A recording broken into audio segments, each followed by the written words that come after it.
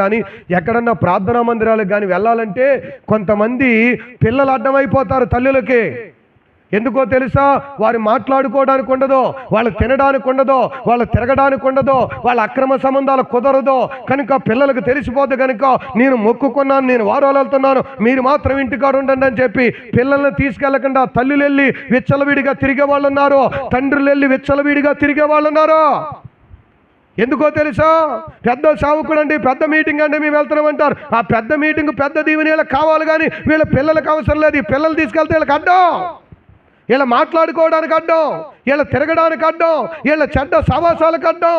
కనుక పిల్లల మందిరానికి తీసుకెళ్లాలన్నా, సభలకు తీసుకెళ్లాలన్నా వాడు ఎందుకులే నేను వెళ్తున్నానని చెప్పి వాళ్ళను మానేస్తారు.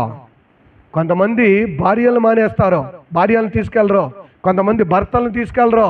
కుటుంబ సమేతముగా వెళ్ళి దేవుని ఆరాధిద్దామని ఆలోచన ఉండదు.